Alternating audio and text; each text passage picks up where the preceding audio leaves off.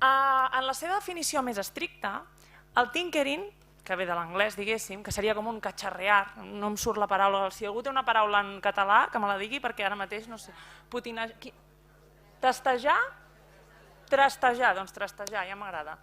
Treballar amb les mans per desmuntar, assemblar o explorar equipaments, materials i eines. Això seria en la seva definició més estricta.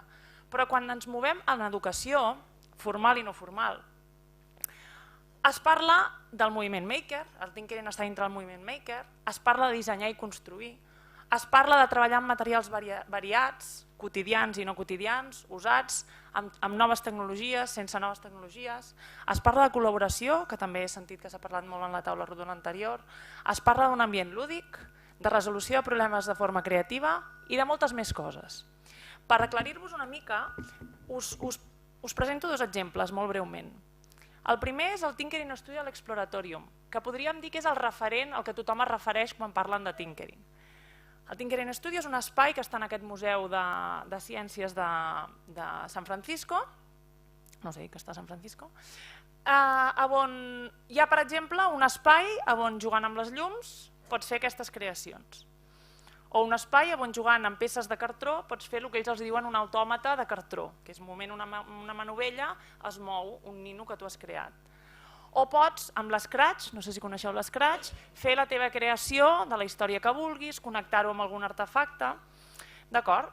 Doncs bé, com a herència d'això, el Cosmo Caixa va estrenar al gener l'espai Creativity. Les reflexions que jo us faré ara justament seran al voltant del que hem vist en el Creativity, perquè el Cosmo Caixa, que està molt entusiasmat amb aquest espai, vol treure'm el màxim profit. I una cosa en la que ens han incidit molt és, quan diem treure el màxim profit vol dir que volem que les escoles també tinguin els seus espais Creativity o les seves activitats Creativity a l'escola. Perquè de fet a l'Exploratorium, que és d'aquí hereden tota diguéssim la metodologia, la ideologia, etc., el 70% dels tallers que s'hi fan són per mestres, no són per nens, és a dir, és per traslladar-ho a l'aula. Què hi ha en el Creativity? Hi ha un espai, que és aquest d'aquí, és un espai, no sé, gran com aquesta sala, una mica més, on hi ha diversos espais, són de lliure circulació i té un aforament per unes 50 persones, per nens i nenes de 7 a 12 anys, públic escolar o públic familiar als caps de setmana. Ara parlarem una mica més d'això. Què trobem allà? Trobem l'stop motion, que és amb fotos, ells poden anar fent historietes. A l'espai de mecànica, que es diu, on poden fer circuits de bales que vagin baixant o tipus pinball. A l'espai d'engranatges, on també fan, de fet fan el que volen, perquè no se'ls diu el que han de fer. A l'espai dels tubs de vent, on hi ha 3 tubs de vent que ells fan les seves creacions i fan que volin o no. A l'espai d'electricitat i l'espai de llums i ombres, que li anomenen, que és similar a aquell que us ensenyava. Com us deia, és per nens de 7 a 12 anys i per públic familiar i escoles. Després tornarem a parlar del Creativity, però vull dir-vos que a nosaltres ens ha sorprès molt perquè vam començar, l'espai es va llançar en públic familiar i ens ha sorprès molt perquè en públic familiar, clar, hi ha 1 o 2 nens amb 1 o 2 acompanyants adults. Clar, allà la mediació, la interacció és constant. Quan ens van dir que es llançàvem a escoles, nosaltres estàvem molt a l'expectativa de què passaria, perquè només hi ha 2 monitors, diguéssim, de l'espai i el mestre o la mestra que acompanya i algun acompanyant més per fins a 50 nens. Sorprenentment passen coses molt xules i ara us les explicaré.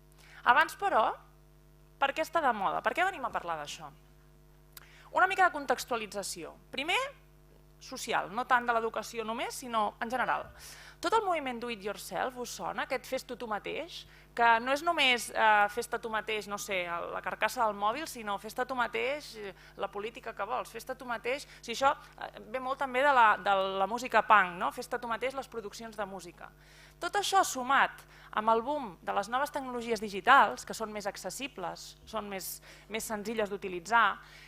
Quan dic tecnologies digitals em refereixo, per exemple, al típic exemple que és la impressora 3D.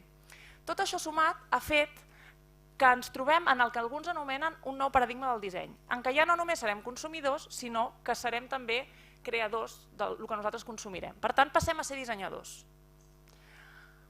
Això s'ha traduït en el moviment maker, que reflecteix en aquests espais makers on es troben gent amb diferents interessos, diferents experiències per crear les seves creacions. Doncs no sé, vull fer-me un quadre per la meva bicicleta, vull millorar el seient del cotxe, el que sigui. I també es parla d'aquesta nova alfabetització, és a dir, si és veritat que en un futur serem dissenyadors, podrem a casa imprimir-nos el bol que nosaltres utilitzarem per menjar l'amanida o el que sigui, necessitem saber com fer-ho això. No parlo només de com utilitzar quines eines, sinó com afrontar uns reptes, nous reptes. Veig cares aquí d'escepticisme, però connectaré justament amb el que deies tu precisament.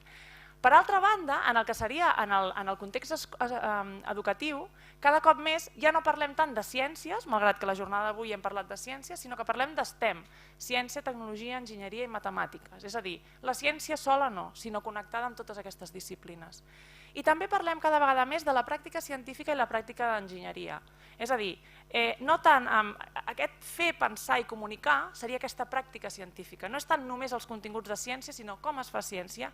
I també cada vegada més, i no és perquè jo sigui enginyera, com ha dit el David, i vull defensar el gremi, de l'enginyeria. Veureu que cada vegada més s'estan tractant en conjunt. I de nou, des de l'educació s'està dient que el moviment maker i aquesta nova alfabetització en la que hauríem d'educar els ciutadans del futur donen resposta a aquestes noves situacions educatives. Per tant, trobem aquesta confluència on cada cop més el moviment maker s'està adoptant en educació. De fet, el moviment maker, com veureu i com heu vist amb l'exemple del Tinkering, veu de coses que ja s'han treballat molt. El constructivisme de Piaget, el progressisme de Dewey, aproximacions centrades en l'alumnat, com els de Reggio Emilia, Montessori, i el construccionisme de Pepper, que és com jo, al construir una cosa, allò em retorna el que tinc al cap i les idees van evolucionant. Per tant, tornant a el que dèiem al principi, el Tinkering està dintre d'aquest moviment maker en educació i es defineix o bé com un espai, aquí no m'extendré gaire perquè vull anar-me amb els exemples, com una manera de pensar o com una metodologia d'ensenyament i aprenentatge, que és el que ens interessa. A l'espai és això, un espai on interacciones amb materials, fenòmens, etc., on hi ha molta col·laboració tant en adults com amb iguals, on hi ha un estil lúdic experimental iteratiu. Això seria, per exemple, el Creativity compleix aquestes característiques. Una manera de pensar, que és una forma lúdica i creativa a solucionar problemes, és a dir, com muntem un museu de la ciència, que em deia, com es diu la noia de vermell? Sònia, no? Com muntem un museu de la ciència? Doncs aquesta forma de dissenyar el museu és el que em referia, per això deia que ho connectaria amb el que deies tu. I després una metodologia d'ensenyament i aprenentatge. Clar, si això es basa en el que ja hem fet, amb el que ja hem vist, Piaget, Dewey, etc., això és nou? No és que sigui nou en si, el que és nou és el marc en el que es situa, el marc en el que ens diu la societat està canviant, necessitarem certes competències que ara no tenim, en el futur haurem de fer coses i ens haurem d'enfrontar a incerteses, solucionar problemes de forma creativa, etc. I aquesta metodologia ens dona resposta a algunes d'aquests reptes. Per tant, quina rellevància té per l'ensenyament de les ciències? Donat que cada vegada més el moviment maker està en l'educació de les ciències, cada cop més es fan recerques sobre quins són els potencials beneficis d'aquesta metodologia.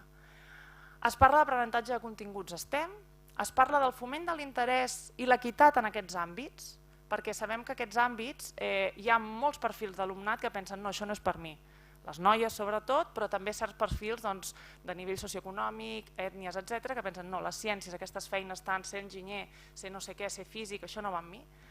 Foment del treball cooperatiu, que també s'ha parlat amb la taula rodona d'abans, i empoderament per intervenir en el món que ens envolta d'aquesta forma que dèiem. És a dir, si jo sóc capaç de, ara en parlarem, intervenir en com es fa ciència, cada cop més es parla de ciència ciutadana, etc. Si jo he de ser capaç de fer-ho, he de sentir-me capaç, que sóc capaç de fer-ho.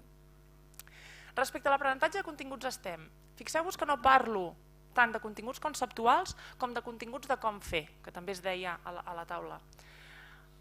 I també es parla de la potencialitat per fer participar en les pràctiques científiques i de l'enginyeria. Us poso això, que és una imatge del que és el currículum dels Estats Units, el nou currículum dels Estats Units. Cada cop que allà passa alguna cosa, després ens ve aquí. Va passar amb la indagació, no sé si us sona, i ara passa amb la pràctica científica i la pràctica enginyeril. Per què us ho destaco? Perquè veieu que, com us deia, quan parlo d'enginyeria no és perquè vulgui que tots siguin enginyers i enginyeres, que no fa falta, ni molt menys, sinó perquè cada vegada més es posen en comú aquestes dues pràctiques. Ja no és només ciència sola, sinó que també és l'enginyeria. I quan diuen K12 estan dient des de kindergarten, és a dir, des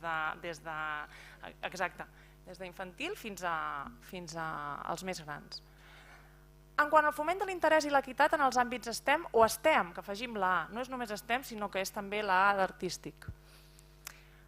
Aquest tipus d'activitats making tenen un ampli ventall de formes d'entrada. No només entro per anem a investigar com fem no sé què, sinó entro per anem a fer una creació que sigui molt maca sobre una creació, anem a fer un objecte que posant-hi unes plomes sigui estèticament maco, però resulta que, com veureu en un exemple, també necessito que voli. Això fa que hi hagi una barrera baixa d'entrada per perfils que, com us deia, tendeixen a pensar que, això no és per mi, i dos, el que és fer ciències o el que és fer STEM són coses avorrides que a mi no m'agraden. I després també una cosa que trobem molt interessant, que és que s'integren perfils cognitius diferents. Es parla a la literatura de tinkerers, aprofiten la paraula tinker, versus planificador, que ressona molt el que es diu en els contextos de creativitat, els assimiladors versus els exploradors. És a dir, aquesta gent que davant d'un full en blanc performa millor. Quan no se'ls donen directrius, són molt creatius, poden fer moltes coses. Doncs el que es diu és que el moviment maker ajuda a aquestes persones a treure el màxim potencialitat d'aquestes persones. Després el foment del treball cooperatiu. Es dona sens dubte en aquests espais que són de molta col·laboració una fluïdesa de rols entre expert i novell. Perquè clar, com que el nen i nena fa la seva pròpia creació, acaba sent més expert que el propi professor, mestre o inclús el monitor que l'està acompanyant. D'aquesta forma ells veuen, com vèiem en el vídeo últim, em sembla que ha sigut, el valor que porta treballar en equip, el que jo sé que puc aportar als altres i els que els altres em poden aportar a mi. Finalment, el que diguéssim és el paraigües gran d'aquest tipus de moviment és aquesta preparació per al nou paradigma del disseny. És a dir, aquestes activitats fan que els nens i nenes se sentin capaços de crear, compartir, interaccionar, aprendre l'error, ser original. Moltes de les coses que heu mencionat abans amb aquests projectes que esteu fent a les vostres escoles. Per tant, fixeu-vos que, com us deia, no us parlo tant de continguts conceptuals de ciències, la flotabilitat, el model matèria, aquestes coses, ni tampoc de dominar eines. Però sí és cert que, com que ells han fet les seves pròpies creacions, en activitats making i en activitats tinkering, es viuen situacions que es poden traslladar a l'aula. És a dir, si un nen o nena està intentant fer que el seu objecte voli en aquells tubs de vent i no se n'en surt, això ho podem portar a l'aula i investigar, començar una investigació sobre com fem que els objectes volin. I aquí sí és quan començaríem a fer ciències. Dit això, què estem trobant sobre tot això? Perquè tot això és el que diu la teoria que en principi aquest tipus d'activitats ens aporta. Respecte a l'aprenentatge de continguts STEM, estem veient que, aquí no es veu gaire bé, però s'entrellacen de forma claríssima el que serien les ciències, l'enginyeria, l'art. Us poso un parell d'exemples. Això és una nena que arriba a l'espai de tubs de vent i comença a jugar amb els materials i tria uns materials, pan i plomes. Prova que li voli i no li vola. Afegeix més plomes. Observa el nen que té al costat. Veu com ho fa i intenta copiar el que fa. Aleshores, finalment li funciona. I ve la seva mare, no sé què és, l'amiga de la seva mare, us poso aquest exemple en família, però ja us dic que la majoria de coses que us dic és en entorn escolar. I li pregunta, com és que ha volat? Aquesta pregunta és una pregunta de ciències. Com m'expliques que ha volat? I la nena li diu, no ho sé, perdona. I comença a fer proves. Per tant, passa d'una part més de vaig a crear a vaig investigar per què. Després un altre exemple, que és ben diferent. Un grup de nenes, això sí que era una escola, totes eren, si no recordo malament, hindús, em sembla, i es posen d'esquena, perdoneu, totalment als tubs de vent, els dies igual als tubs de vent, i comencen a fer les seves creacions el més maques possibles. Al cap d'una estona, amb les plomes, el porespan, el tal, al cap d'una estona arriba el mestre i sense la intenció, no hi havia cap mena d'intenció, diu, què, ja heu comprovat si vola? Vola? És que no s'havien ni plantejat, o sigui, elles estaven fent la seva creació artística i es giren cap als tubs de vent. Doncs van estar moltíssima estona intentant que allò volés. És a dir, passen d'una cosa artística a una cosa més enginyeril, més de creació, de funcional.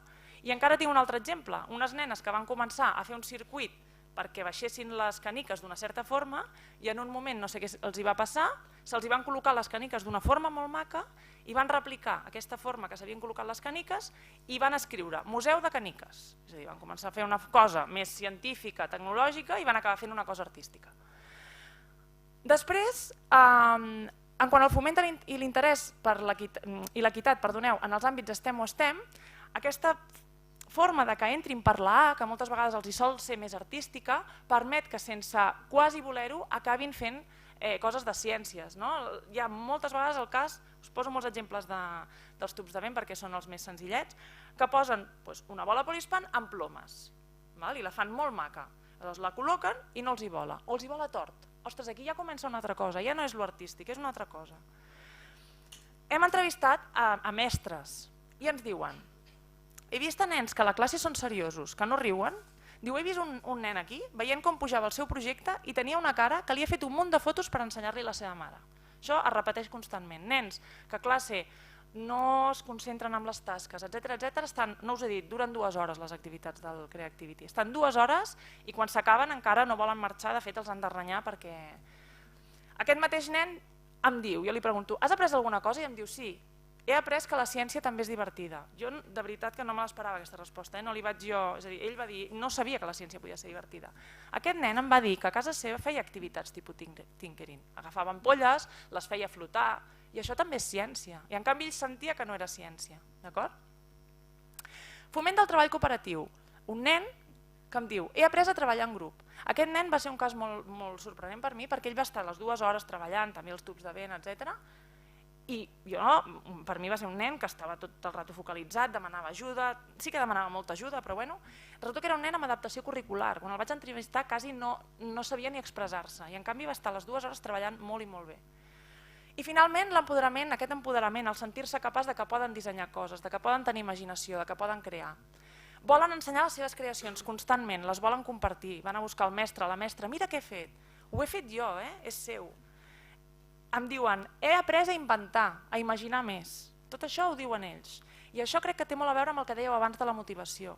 A partir d'aquí, d'aquestes creacions seves pròpies que han fet, podem iniciar una investigació, podem iniciar una recerca, podem compartir tu com ho has fet, com ho ha fet l'altre. D'acord? Es tracta doncs de donar-los llibertat, ja estem acabant, perquè la llibertat justament és la paraula que més em repeteixen els mestres i les mestres quan els entrevisto al final. Què destacaríeu de l'espai? La llibertat. Perquè els espais hi ha els materials, però no et diuen el que has de fer. Sí que de certa forma et suggereixen, però no et diuen. Es tracta doncs només de donar-los llibertat? Sí, però no tot s'hi val, perquè hem vist coses. Hem vist, per exemple, que no és només que juguin. És a dir, sí que hi ha una primera fase d'exploració en el que juguen amb els materials, fan sense cap sentit, però arriba un moment en què la majoria es planteja un objectiu, el que sigui, artístic, científic, tecnològic, el que sigui. I després van avançant cap a aquest objectiu, sols, acompanyats, demanen ajuda, necessiten que algú els ajudi. I nosaltres creiem que en tot això s'ha d'afegir una fase de reflexió, que té molt a veure amb el que deies, David, que ells es donin compte del que han après, que ells els donin compte del que han fet. I això és el que nosaltres hem suggerit a la gent del Cosmocaixa, que al final es faci una ronda de tancament, sobretot de i com has fet això, i què has fet quan tenies un problema, i aquesta reflexió sobre tot el procés, perquè si no sí que queda amb alguna cosa anecdòtic i ens podem quedar amb he anat allà, m'ho he passat bé, m'he divertit i me n'he anat cap a casa. La fase d'exploració, que és aquesta primera, hem observat que no tots els materials serveixen. Tot això us ho dic per si voleu plantejar fer activitats d'aquest tipus a l'aula. Clar, hi ha materials que als nens i nenes els hi són més familiars, saben com utilitzar-lo. Si diguéssim que hi ha com una escala en què en el primer graó coneixem els materials, ostres, això no ho havia vist mai. Un segon graó en el que aprenem a com utilitzar aquests materials i un tercer graó en el que comencem a utilitzar-los. Clar, en el tub de vent els materials són molt familiars, són els materials que tenen a plàstica, per tant en seguida estan al graó de dalt, comencen a utilitzar-los i en seguida ja es marquen objectius. En canvi, en la zona de mecànica, els dels tubs, les caniques, etc., és un material que no saben com utilitzar. El coneixen alguns, hi ha aquells pius que jo sempre dic que són els de muntar armaris, no? Sabeu aquells pius de... però no saben com utilitzar-los, per tant s'estan una estona explorant com utilitzar-los. A la part d'electricitat, clar, tot els hi és... La pregunta és, i esto què és? I això què és? I això és important. Per què? Perquè és necessari respectar aquest espai d'exploració. Perquè això permetrà que es marquin un objectiu. Què passa si no es marquen un objectiu? Fixeu-vos aquest nen a mi em va sorprendre. Aquest nen està a l'espai aquest de fer circuits i va estar mitja hora. Jo no sé si us costa molt tenir els alumnes mitja hora concentrats en una tasca. Va estar mitja hora. Va estar faig, desfaig. Fixeu-vos que no? Minut 10, mira cap al costat, es mira l'objecte, minut 11, torna a mirar el del costat. S'està un rato pensant allà al minut 17 i al minut 30 comença a desmuntar. Aquest nen no s'havia marcat cap objectiu. Això, per què us ho dic? Perquè és important, una fase d'exploració, és important ajudar-los a marcar un objectiu. Però marcar un objectiu no vol dir et dic el que has de fer. Què voldries fer? Fixa't què han fet els altres. Com t'imaginaries fer certa cosa? Això també els hi diem als monitors, perquè així passem d'aquest joc que no porta enlloc, nens que estan provant els materials a cada banda, a que comencin a treballar en les seves pròpies creacions. Aquest plantejament d'objectiu pot tenir un repte ja plantejat o suggerit, com us deia, hi ha espais que sí que suggereixen, o no. Us explico dos casos. En el cas del tub de vent, hi ha vegades en què hi ha els exemples de globus aerostàtics. Quan els monitors parlen al principi els diuen podeu fer un globus aerostàtic, clar, els nens què fan?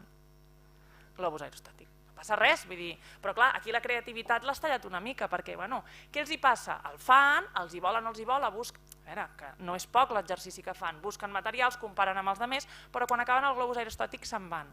En canvi, el de la dreta, aquí se suposava que havien de fer uns circuits amb engranatges, perquè és l'espai d'engranatges, i aquest nen el que va fer, aquí no s'aprecia gaire, però va agafar material de l'espai d'electricitat i va construir una casa on cada habitació hi havia un nino que es movia, una llum. Clar, això no tenia res a veure amb el que s'esperava que fes allà, però ell va fer un projecte que li va semblar que era el que havia de fer allà i va estar treballant les 2 hores en això.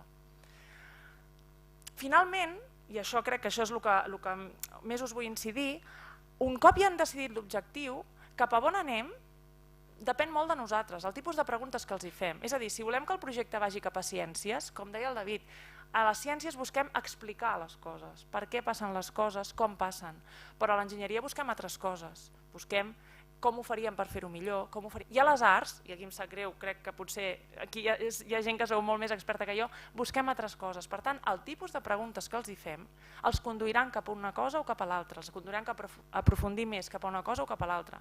El que vull dir és que aquest tipus d'activitat, com us deia, són un bon punt de partida, per després aprofitar aquell exemple i tractar-lo en diverses sessions des de diferents perspectives. És a dir, agafo el circuit que heu fet amb les bales i explorem com ho podíem haver fet més maco, com ho podíem haver fet que anés més ràpid, com expliqueu que la pilota primer caigués així i després caigués així. Fixeu-vos que són 3 tipus de preguntes molt diferents entorn d'una mateixa cosa. Resumim, ja acabo i no sé com vaig de temps. Bé. Bueno, això ho diu per cada vegada. Jo el que us volia transmetre avui és que el moviment maker ha arribat amb força a l'educació, és a dir, l'educació hi ha modes, no? I en ciències, per exemple, durant un temps hi ha hagut molt la moda de la indagació. Va haver-hi la moda del descobriment, la moda de la indagació, i ara hi ha la moda del moviment maker. Però ha arribat amb força en el sentit que sembla que dona resposta a algun dels nous reptes al que ens hem d'enfrontar. Quins són aquests reptes? Doncs això, generar ciutadans creatius, que no tinguin por a intervenir en el món que els envolta, a utilitzar les diferents disciplines per donar resposta a un repte. Les activitats que s'hi emmarquen, com us deia, donen resposta a molts reptes actuals, aquests nous paradigmes. No és, però, la panacea, és a dir, no tot es pot fer a través d'activitats maker. Abans estàveu parlant de fer investigacions, de fer experiments, això s'haurà de continuar fent, perquè és el que us dic, en les 2 hores de l'espai de l'activitat Creativity, per més que estiguin fent un muntatge de circuits elèctrics, no estan aprenent electricitat, si volem que aprenguin què és l'electricitat, com funciona. Tot això us ho estic dient des de lo més pur de la didàctica de les ciències. I finalment, no tot s'hi val. Cal pensar molt en les activitats que proposem i en com interveniu vosaltres.